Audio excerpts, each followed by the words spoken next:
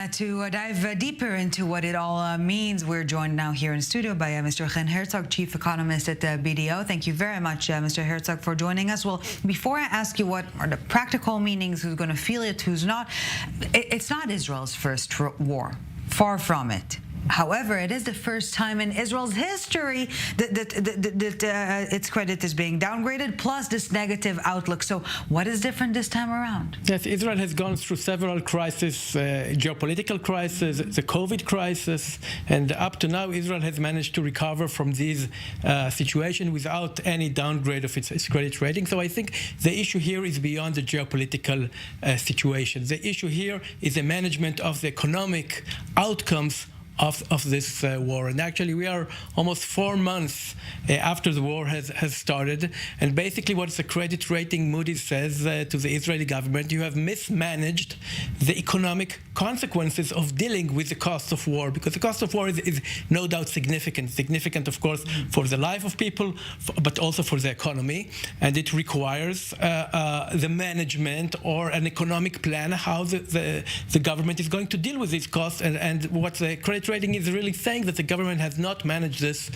risk successfully. So it's not the consequences, it's not reality which is the problem, but rather how Israel's leadership reacted to it or handled it, or lack thereof, right? Right. The cost of war is currently estimated about 200 billion shekels. It's enormous cost, but the cost of the COVID crisis in Israel was similar, about 190 billion shekels. And the Israeli economy has managed to recover from that and to return to growth.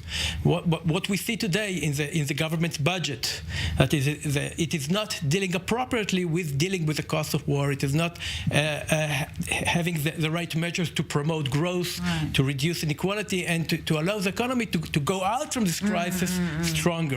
So what can be done now? And perhaps the more painful question, could anything have been done to prevent it? And from our conversation so far, I understand yes.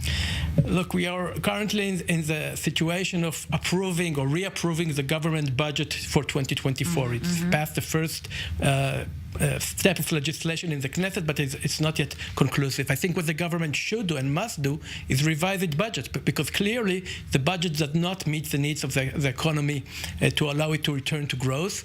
And I think if you look at Moody's outlook, the negative outlook, really saying to the government, watch out, if you don't react, if you don't change your policy, we may face another downgrade of the credit rating, which is a considerable cost on the economy. If you don't change the policy, or if you don't change the politics. And in this respect, Finance Minister Smotrich is suggesting this decision is not free of politics, let's put it that way. Is he right? Is Moody's a political body to an extent?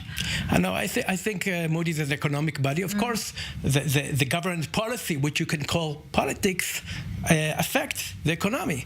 But I don't think that the situation would be significantly different from the other two rating agencies, which will probably weigh in the same economic indicators. But at the end of the day, we see the indicators. We see government debt increasing.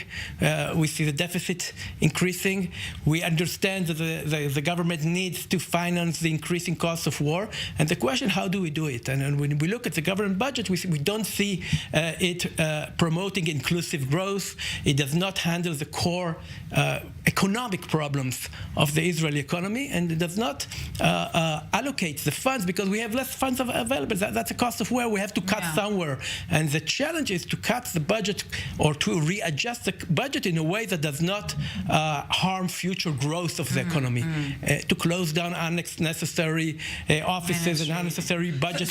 So let me hire you to advise the Israeli government, and also to hire you to advise the Israeli people. Give us perhaps 3 first steps for the government to try and better the situation, and also for the Israeli people, or those investors from abroad.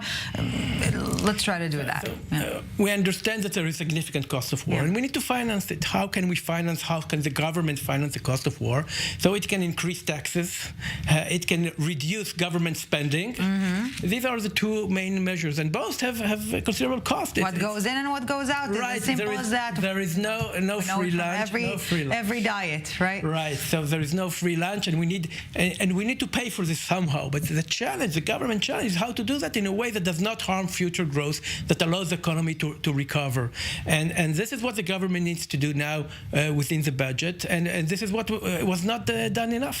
All right, Mr. Chen Herzog, Chief Economist at BDO. I do hope that Jerusalem is listening to your advice tonight. Thank you very much Thank you for this.